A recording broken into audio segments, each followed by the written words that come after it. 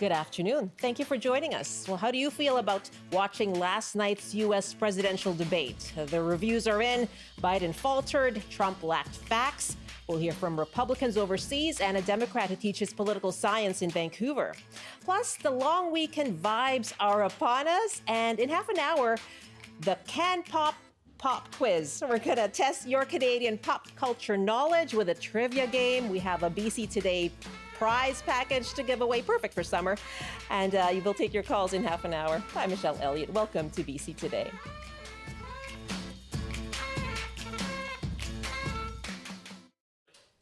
Thanks for joining us on radio, TV, and live stream. And you can call us now. How are you feeling after last night's U.S. presidential debate? Did you watch it? What stood out for you? Our number is 604-669-3733. You can also dial 1-800-825-5950 or hit pound 690. You can email bctoday@cbc.ca. Well, the first U.S. presidential debate has wrapped, and the general consensus after the performance of both candidates, not good. While many were questioning Joe Biden's ability to serve another term after he stumbled multiple times, Donald Trump's speech contained lies and exaggerations. Let's take a listen back to the back and forth. This guy has increased your taxes because of the deficit, number one. He's increased inflation because of the debacle he left after the way he handled the pandemic. He's blaming inflation, and he's right, it's been very bad. He caused the inflation, and it's killing black families and Hispanic families and just about everybody. We have the Palestinians, and we have everybody else rioting all over the place. You talk about Charlottesville. This is 100 times Charlottesville, 1,000 times. The whole country is exploding because of you. Under Roe v. Wade, you have late-term abortion. You can do whatever you want, depending on the state. You can do whatever you want. We don't think that's a good thing. We think it's a radical thing. We think the Democrats are the radicals, not the Republicans. For 51 years, that was the law. 51 years, Constitutional Scholarship said it was the right way to go. 51 years, and it was taken away because this guy put very conservative members on the Supreme Court. He takes credit for taking it away. Well, we'd like to hear from you. How are you feeling after last night's presidential debate in the United States? And what moments stood out for you if you did watch it? You can call us 1-800-825-5950, 604-669-3733. And you can hit pound 690 on your cell phone as well. You can email us, bctoday@cbc.ca. Well, Americans didn't hesitate to speak out about what they heard last night. I'm devastated. I really feel like President Biden is not performing. We clearly had a huge dichotomy between one candidate that looks like he was struggling, like a lot, and then another candidate who was able to articulate his plan and his vision for this country. I don't think either one of them showed well. I think RFK Jr. won the debate, but he wasn't invited. Well, I'm joined by two guests now to be with me and take your calls. Errol Moorcoach is Vice Chair of External Relations with Republicans Overseas. Jovian Radeshwar is a Professor of International Relations and American Politics at Douglas College and a registered Democrat. Thanks so much to both of you for joining me. Thank you. Thank you for having us. Thanks for joining us on this program this afternoon. Jovian, let's start with you. What did you think of what you saw? Oh, it was a train wreck. I was already a reluctant Biden voter back in 2020, and it's incredibly difficult to watch the guy struggle as much as he did. Trump obviously made many false statements and many inflammatory and I would even say dangerous statements during the debate. But it's clear that from a TV optics point of view, that he won the debate. And of course, that's going to be very much the spin. It already is the spin out there. Biden, I think, should step aside, to be perfectly honest.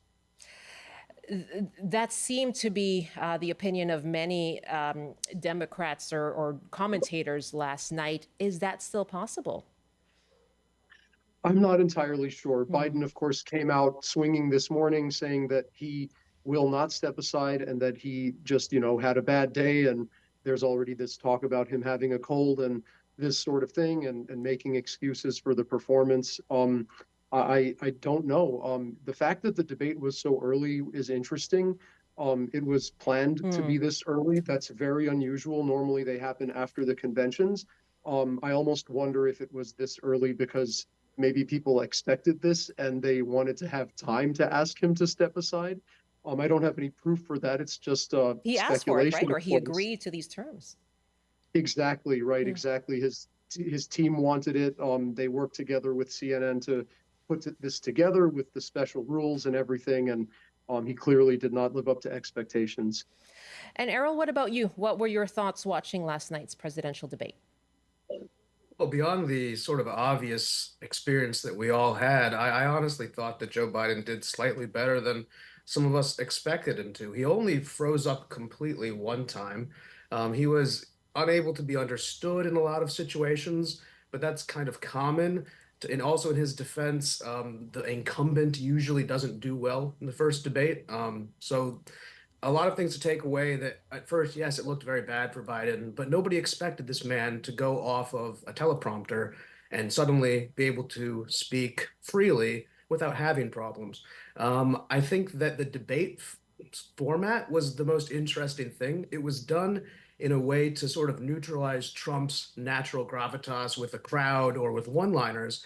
But in doing so, it created an environment where Trump was almost held back from some of his natural tendencies that only play to his base and don't play to undecideds or moderates who might see that behavior as unpresidential. You noticed during the Gulf thing, Trump was the one who said, let's stop being children. So it was an interesting debate. I wouldn't say that Trump did exceptionally well, but he definitely outperformed President Biden substantially. The question comes down to, do the American people, and I don't think it's spin, by the way. I mean, everybody is saying what they're saying because we all saw it. We saw a man who struggled with some simple explanations. He struggled with some complex explanations. And he certainly didn't give off confidence to me just as an American citizen, regardless of my politics. So the question comes to, I don't also think that they can change him out. I don't think that that's the plan. Joe Biden very well is still 50-50 in this race. It's just a few percentage points and it's a first debate. So I wouldn't want to read too much into it, would be the takeaway here. Okay. It was a win for Trump, but an expected win.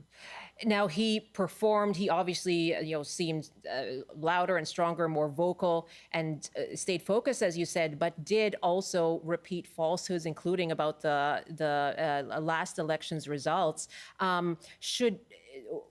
Does he expect that to be accepted by the audience?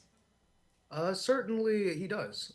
His claims that he has, he's offered CNN to have a sort of a town hall on it. He wants to present his side of it. Now, obviously, is he For which there's no president now? evidence. No. Well, I'm here to say that the way that he sees it and the way that his supporter sees it is that book is not closed. And so whether or not that's seen as inflammatory, he still feels that the circumstances in 2020 led to perfect storm.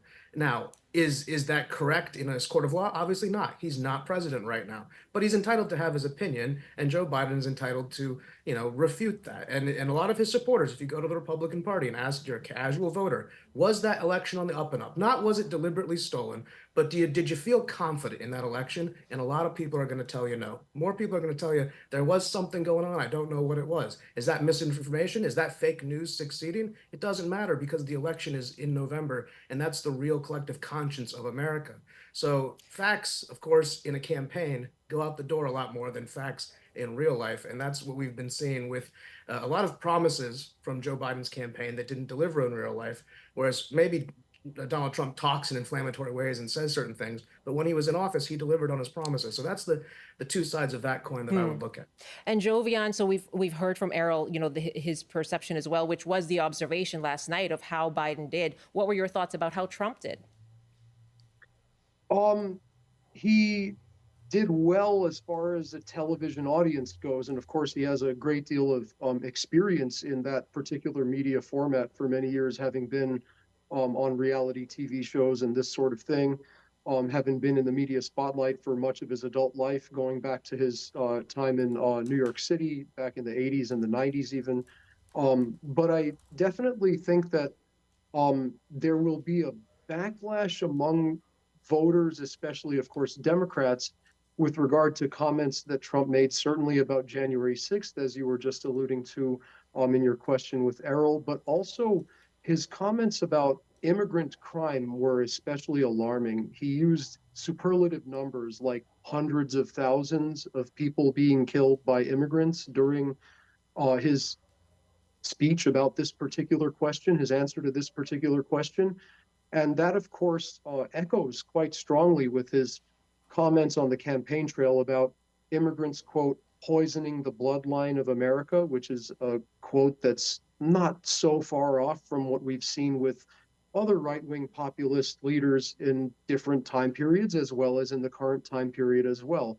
So there will be alarms going off that this is what Trump is planning. Now, of course, the fact of the matter is Biden didn't get this message out during the debate. He didn't do it in an effective way at all. There's a Project 2025 that's been set up by the Heritage Foundation down at Stanford University in the United States that has a blueprint for a radical right-wing takeover of the American government. If Trump voters are not necessarily responding to that or aware of that, that's a big problem, but it's even a bigger problem if Democratic voters are not aware of that. And I don't think Biden did a particularly good job of illustrating that. It was an opportunity, frankly, and a better candidate would have been able to at least make a point about the threat to American democracy that Trump poses. Project 2025 also has a very radical interpretation of executive power with regard to what presidents can do.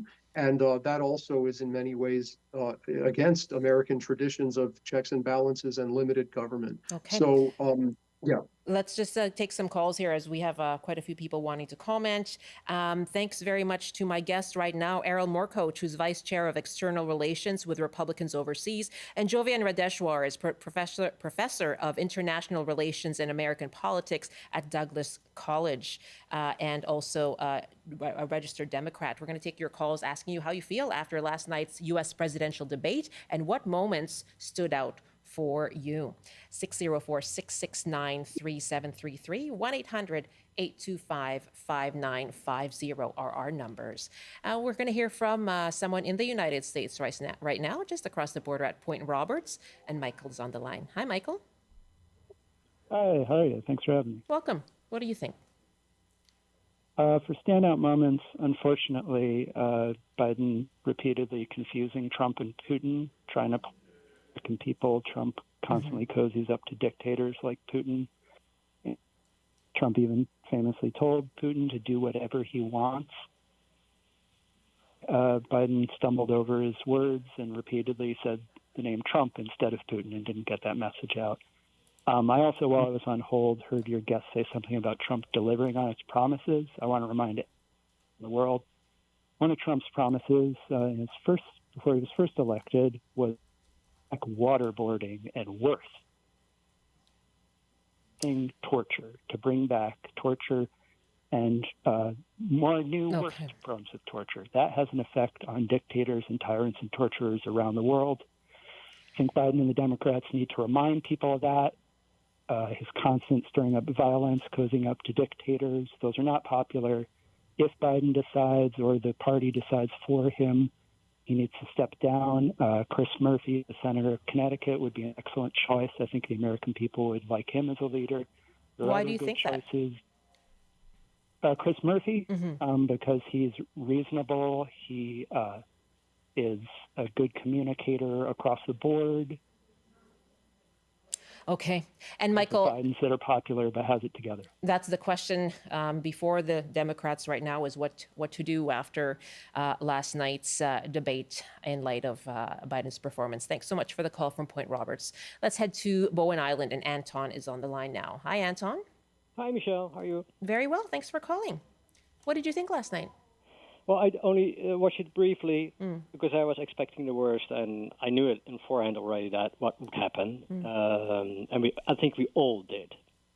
And I would like to point out that the Democratic Party made a strategic mistake when they chose Hillary Clinton over Bernie Sanders. Bernie Sanders was doing the right thing. Okay, you're going back to 2016 then? Or? Yeah, because basically that's where it all started, and we see the effects of it today. We're still basically in that whole era. And I also want to your two guests you have, like the whole, if you want a destroyed society, have two parties, Democrats and Republicans, and make everything so divisive, it doesn't work. So, this is a really difficult time for most Americans, no doubt. But there are fascist forces at hand, and they must realize that. Also, with what your guest mentioned about the Project 2025, that's just really bad stuff. You're getting to what are the choices as well before the voters this November, Anton. Thank you very much. I'll put that question first about did the Democrats make a mistake? As Anton says, going back to 2016, I mean, where does this leave the Democratic Party? What kind of Democratic Party are we looking at right now, Jovian?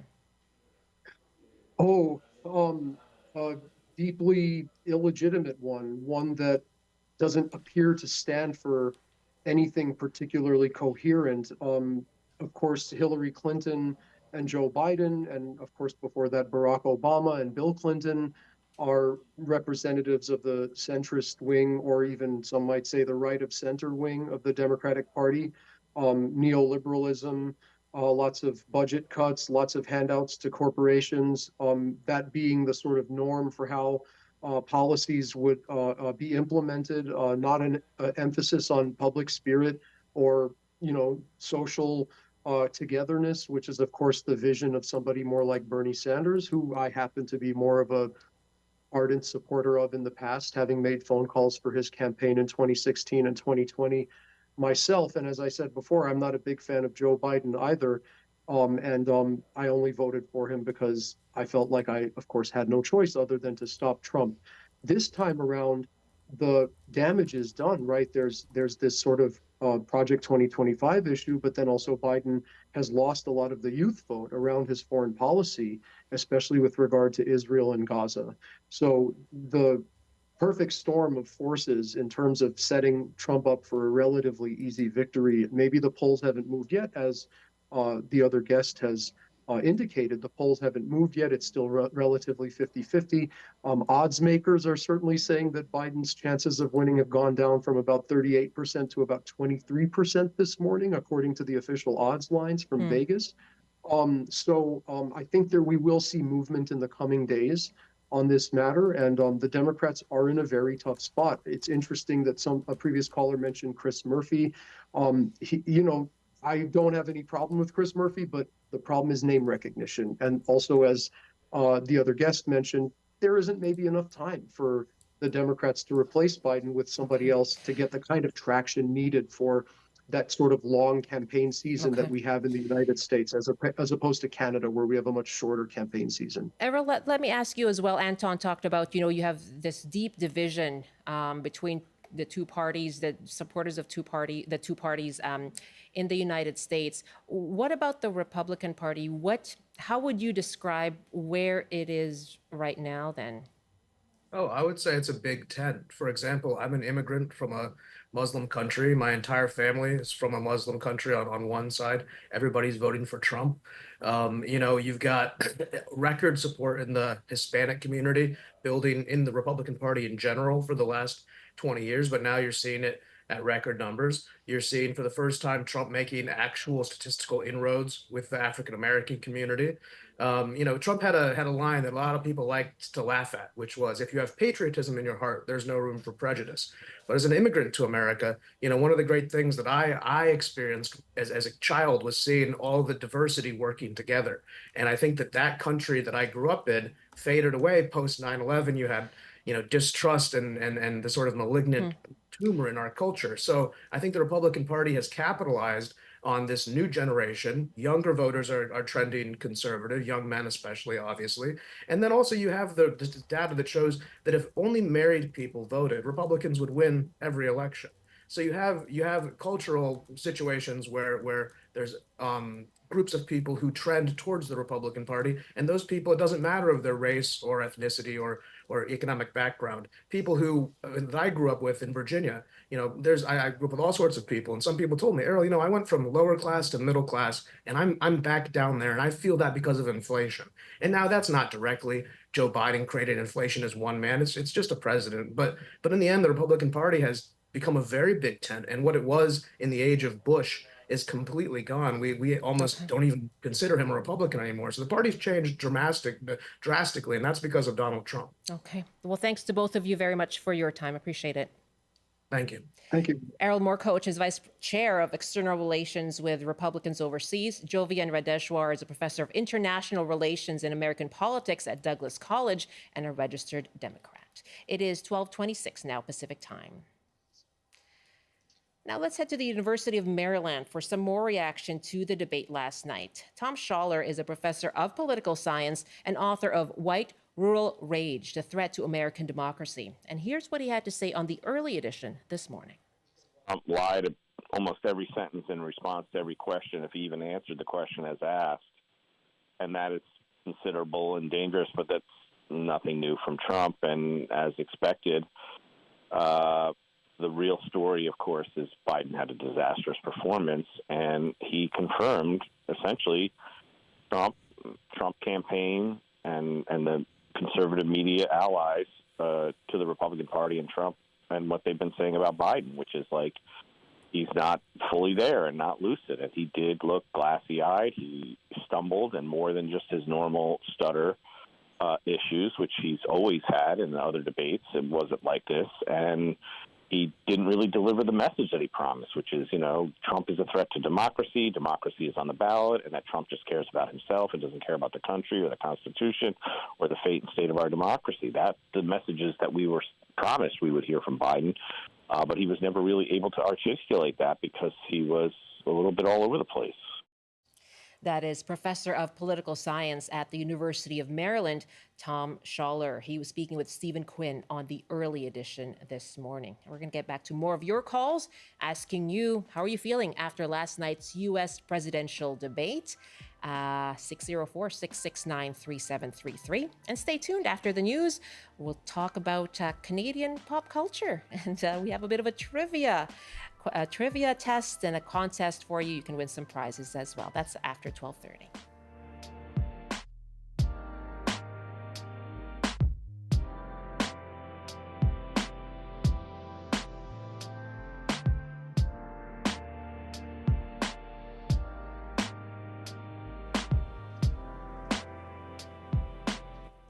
We're taking your emails too. And Faye writes, I watched the debate and felt that while President Biden did not perform very well, Mr. Trump lied and lied and lied. I don't think anything that came out of his mouth was the truth. President Biden won, in my opinion, in the fact that he stated truths rather than lies. Liam writes, watching the debate last night really cemented for me, a millennial, something that many in my generation have felt for years, that we have always lived in a gerontocracy. Across the US and Canada, our politics are run by and for the boomer generation. Policies from the environment to housing to education are designed to enrich and empower them over their children and grandchildren. As their reign grows shorter and shorter, we are seeing the increasingly surreal results of these short-sighted privileges. No individual as old as Trump or Biden should be in office, never mind running.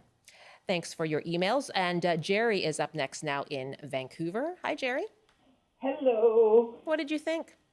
I don't know why the two gentlemen from a while ago did not admit that either candidate absolutely demonstrated that they are not leadership material. It was absolutely disgusting. But I have to say, I feel like I'm, living in a glass house throwing stones as a Canadian.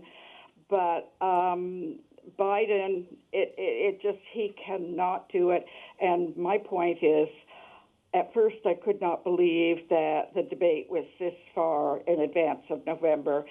Now I am so glad that it is, because it will give any Democrat that is right thinking or logical, give them time at the Democrat convention to come up with a different candidate, because this man cannot continue.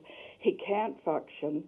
He has got the stubbornness of so many elderly, and I'm in my 70s as well, that he's not going to give in, but he has to be out. And poor Kamala is damned by being his vice president, so it's got to be somebody else. But I just cannot. And frankly, Trump supporters, when I lived in the States, the people that were Democrats are now so far to the right. They are such extreme Republicans that they don't even see his lies as lies. So anyway, let's just hope that the Democrats will come up with a different candidate. I don't know if that's possible, but I think it is. He can have his time out until January and a new person. Jerry, thank you for the call. That's Jerry in Vancouver. It sounds like she lived in the United States for a while as well. That wraps it up for our conversation about last night's U.S. presidential debate. Thanks so much for all our callers, our emailers, and to our guests as well. It is 12:31 now, Pacific time. And coming up is our Can Pop quiz. We have some BC Today prizes to give away. You can call us, let us know your answers to our questions. We'll give them. You call us if you know the answer. And we have some blankets and BC Today water bottles to give away just ahead of the summer and the long weekend. Right now it's time for a CBC News Update with Robert Zimmerman. Good afternoon. A man with a long criminal record has been charged with murder in what the victim's family describes as a violent home invasion in Surrey. 30-year-old Tori Dunn was killed June 16th in her home in the Port Kells neighborhood. Homicide investigators say the suspect, 40-year-old Adam Mann, was arrested while they were on the way to the scene. He's been charged with second-degree murder and remains in custody. No charges will be laid against 3 Kamloops RCMP officers involved in a call they attended 4 years ago. A man suffered serious injuries during the arrest. Crown lawyers have determined the evidence provided by the Independent Investigations Office does not meet charge assessment standards. And Burnaby Mayor Mike Hurley is the new chair of Metro Vancouver. 41 directors for the regional government chose him to replace outgoing chair Delta Mayor George Harvey. Hurley is promising to continue with an audit of the North Shore wastewater treatment plant. And now the forecast on the North Coast. Cloudy this afternoon with a high of 16. Highs up to 23 with a mix of sun and cloud in the Peace. In the central interior, including Prince George, showers with a high of 21. Highs up to 22 with a mix of sun and cloud in the Kootenays. In the southern interior, including Kelowna, some sunshine with a high of 25. And for Metro Vancouver, Greater Victoria, and the Fraser Valley, some sun and cloud this afternoon with a high of 22 inland. That's your CBC News Update from Vancouver. Rob, thank you very much. You have a good long weekend. That's Rob Zimmerman in the CBC Vancouver newsroom. And this is BC Today. I'm Michelle Elliott. Thanks for being with us. And music festival season is upon us. And yesterday on the show, we heard a chorus of enthusiasm for music festivals in your area. Dave writes us by email, looking forward to Victoria's Wonderment Festival, which has taken ambient music out of the background of film and television into free public events. These artists are generally overlooked in the mainstream festival scene, which is more focused on party or concert environments, but it works well in a public park context. Headliners include Mixmaster Morris, who performed at every Berlin Love Parade festival in the 90s, Berlin's Thomas Melchior, and 2022 Juno Award winner for Best Electronic Album, Tor. And this email too, believe it or not, Calgary has an awesome jazz festival on Princess Island's Park adjacent to downtown. It is a fantastic setting. And Sheena writes, my best festival experience was at the Vancouver Folk Festival, where it really is folk music from around the world. My favorite memory is a fiddle showcase where a Scottish fiddler demonstrated different regional styles from Scotland, and a Texas fiddler did the same for America. Outstanding. And Kathy writes about the Burnaby Roots and Blues Festival. Had a tradition of going for many years to enjoy well-known musicians as well as new ones. Sadly, the lineups for food trucks has become abysmal. I understand the festival will now be free Fortunate for some, but not for those sorry lines. And Allison writes, Caslo, that's it. One of the best venues in the country. That's a tweet. Caslo. Thanks for your emails, bctoday@cbc.ca.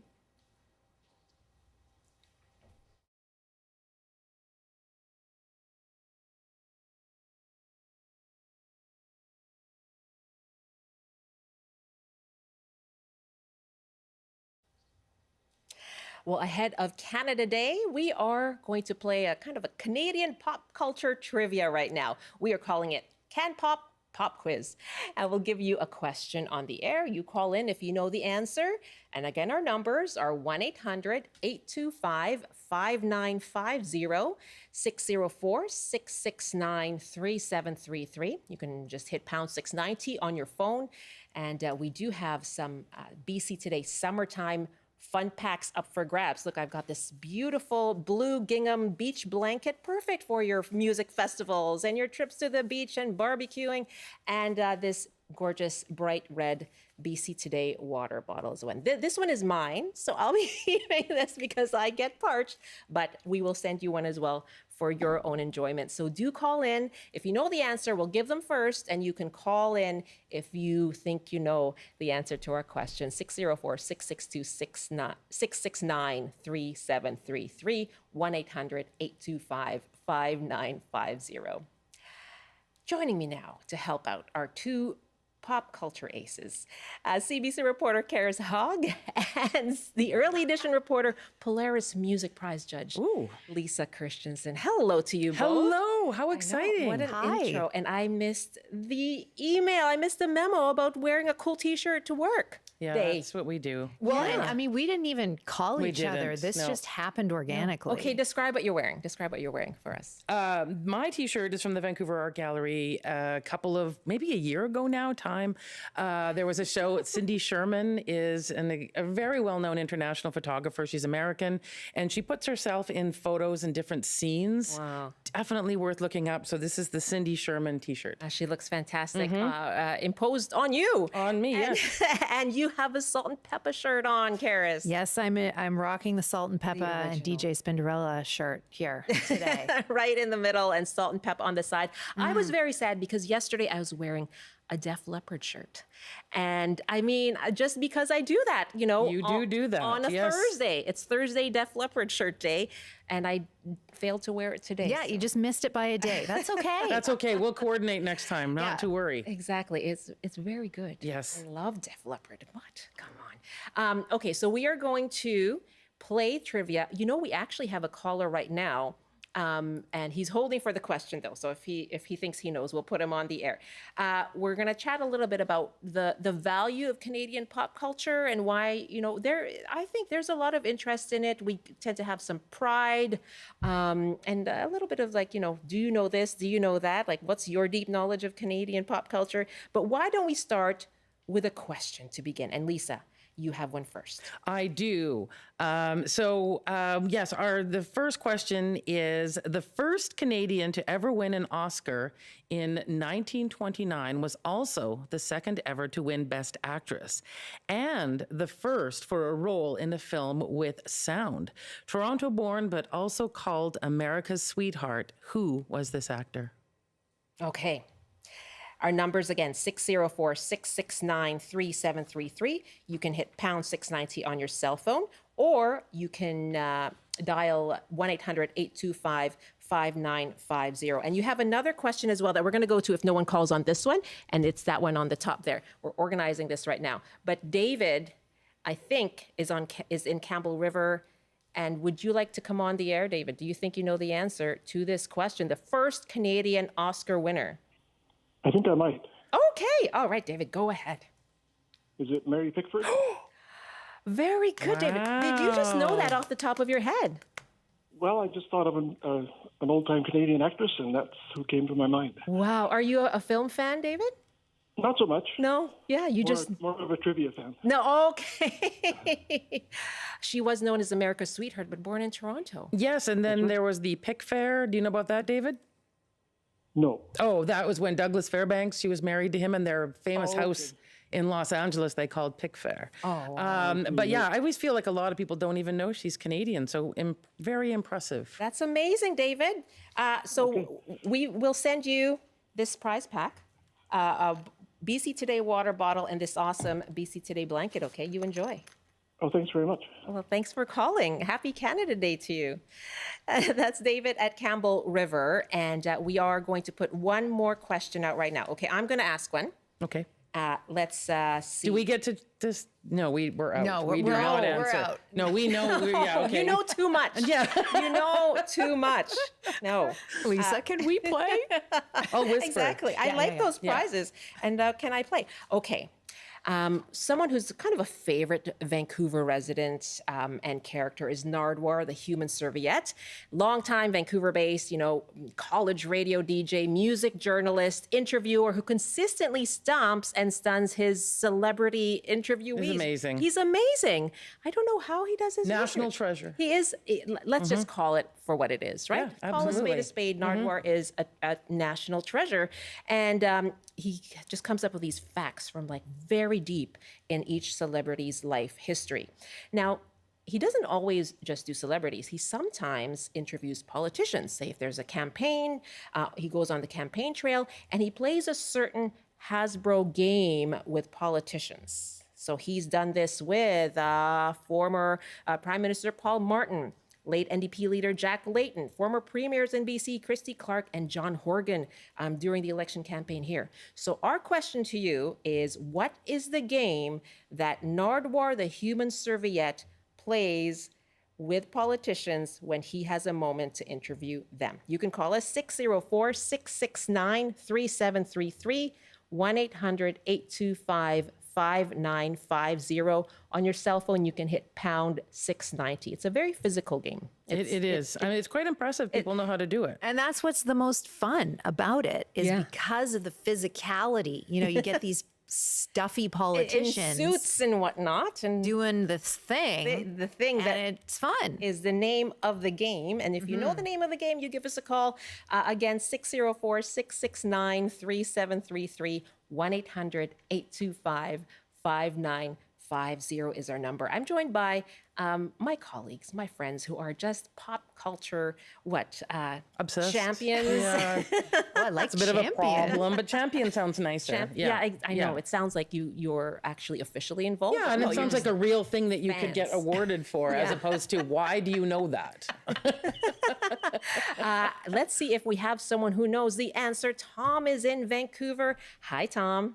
Hey, how you doing? I am well. Thanks for calling. Are you a Nardwuar fan? Yeah, he's great. He's hilarious. He really is. He's a good interviewer. And a very good interviewer. It's true. I mean, and he really leans into the awkward moments, doesn't he? Yeah. Okay. Do you know the answer? What is a game that Nardwuar, the human serviette, plays with politicians? Well, I was expecting you to ask a name about his band, but the Evaporators. No, not that. The Evaporators, right? But I was thinking, well, what could be the game? The game. I was like, okay, they've given me a hint. Rock'em Sock'em Robots. No. But that's a good one. That's a good one, though. Has he played the Rock'em Sock'em Robots with? I have not seen I've this. never seen that. No. Is there any? Darn it. It's something that rhymes. It's the name of a game that rhymes. Name of a game that rhymes. Oh, geez. Tom. Oh, man. I'm so sorry. And you being a Nardwuar fan, too. Yeah. Darn it all. Okay. Okay. Well, hopefully the next guy will get it. Yeah. We're going to keep asking you that question. But Tom, thanks so much. Really great to hear from you. And I'm sure Nardwuar appreciates a fan like you. All right. Thank you. Okay. You take care. Have a great weekend. Okay. We're going to see if someone calls on that. Shall we? Maybe let's ask another question and move on, because we are not getting any bites. Shall we just give the answer to that? I'm just going to give the answer. I'm going to give the answer because we have a lot of gold, I have to say. We also dipped into Grant Lawrence's trivia. I'm reading a note right now. We have someone on the line who knows the answer. Oh, wow. Yes, I know. Okay. This is very exciting. Yeah. Okay, we're going to wait for the name of the person who knows the answer. Why don't I just ask you both, So there's Nardwuar. There are people that we kind of are just very proud that they're Canadian, right? Like we just go, yep. Did you know that person's Canadian? Well, yeah. I mean, I was just last week at Deer Lake Park to see Vampire Weekend. Oh, yes. And they were talking about all their many trips to Vancouver. And their first one was in 2008. Everyone cheered. And they said, and we were interviewed by Nardwuar. So it was a big moment. And I thought, yeah, that's a big, rite of passage. Absolutely. For any artist, international. It's so true. When they come here, if Nardwuar decides to interview you, it's a big deal. And several times, like they'll come back to be interviewed by Nardwuar. Oh, yeah. It's an experience. And part of it is the things that the extra stuff he does, like the game.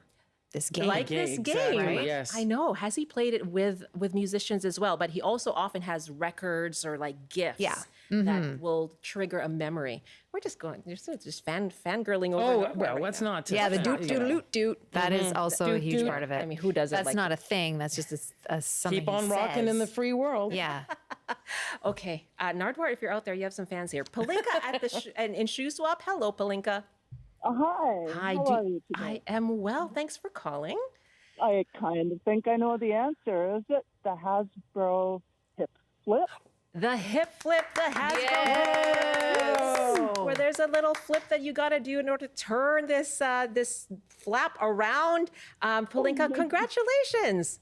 Thank you so much. I'm a huge fan of the CBC. You're all my constant companions. I live alone, so I'm really excited. We're glad to have you. Now you're going to be accompanied by some BC Today treats as well. Sweet. Can I give a quick plug to some of our North Shuswap music events? Oh, sure, yeah. Yeah, so we have Friday Night Live out here on the North Shuswap. I believe that's near the hub in Scotch Creek. And then there's also BT's has a lot of music events. And of course, for Canada Day, there are things going on in Chase as well as on the North Shuswap. So I hope everybody has a wonderful weekend and a great Canada Day. And you too, Palinka. Congratulations. Thanks for the call. You're welcome. Thank you. I bet you Tom is just going, yeah, I knew so that. close, so the close. hip flip. Yes. Oh. Although that Robo game sounded fun too. Okay. Why don't we ask another question? We've got 2 winners so far. Karis, take it away. Okay, this is food related. Oh, yes. All right. Food related question. A Greek Canadian invented this very controversial type of handheld food in 1962. Ooh, it is highly divisive. I mean, we live in a polarized world. Yes, we've had prime ministers weigh in on this type of food, and it was invented by a Greek Canadian in 1962. What? Divisive, controversial, handheld. So that's a clue for you. Handheld food was invented by a Greek Canadian. Give us a call, 604-669-3733. You can dial 1-800-825-5950 or hit pound 690 on your cell phone. So we are playing Can Pop Quiz. Hot shot right now here on BC Today. That's a pop culture reference, isn't it? Lisa and Karis are with me. We're just going to talk pop culture as well. We were just talking about American politics in the last half hour. People feel, they watch the debate closely, feel kind of invested as well, even as Canadians, or are just watching it closely. And we have the reputation for being inundated with American pop culture too, not just politics. But how important is it to look at Canadian pop culture, and how deep does it go?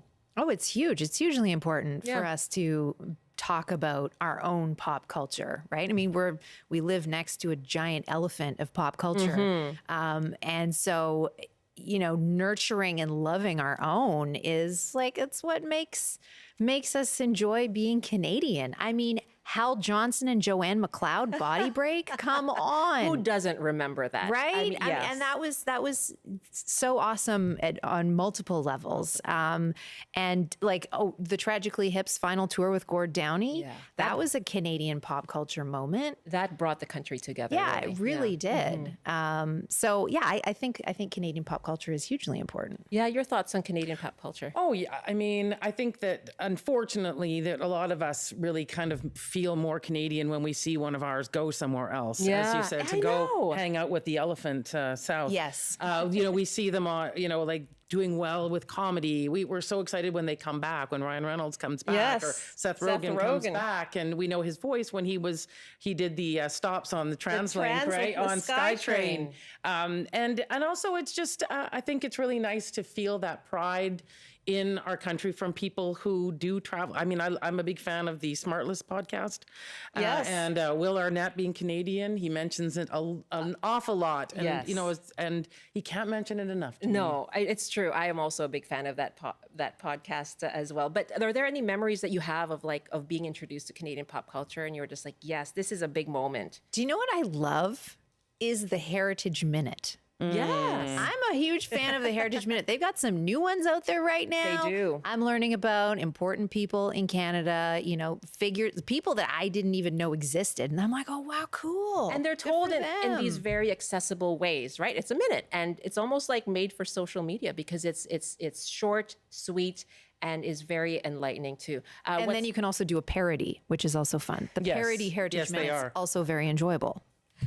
What would they parody? I mean, I don't know. Oh, my. Oh, there are lots of them out there. I can't even choose. Lisa, anything that stands out for you? Well, just kind of a recent one. I'm a big fan of rom-coms. I don't know if either of you saw I Love You Man with Paul Rudd and Jason Segel. No. Yes. Mhm. Oh, okay. Well, Yep. you have to see that one. But in the movie, they're becoming friends. These two guys, and one of the things they bond over is their love of Rush. And they go to the concert, and actually Rush shows up in the movie of too. course. That's so. fantastic. I remember just feeling this. Oh wow, it's Rush, and I know, and I feel a certain affection as a hard rock fan of music. The way that Rush has changed the musical landscape throughout Yeah. the world is something to behold. It's something to behold. These are the bands that I was introduced to when I first arrived in Canada as well. Like Rush, Trooper, Yeah. Loverboy, and this was my introduction to Canadian music. And then I started listening to Sarah McLachlan, and so I got to interview her, and I said, "Yeah, you were one of the first Canadian stars I listened to." And I mean, come on, look at all the things that she's been able to do. I mean, she helped change music in the 90s. Well, Lilith Fair Lilith is, Fair I was mean, iconic. I don't know what to say about that, except for It was a moment. it was a moment. Yeah. Yes, it was. All right, we asked the question, who is the Greek Canadian who invented, or what did a Greek Canadian invent that was a handheld food that is highly controversial? And Kim is on the line from Maple Ridge with a guess. Hi, Kim. Hi.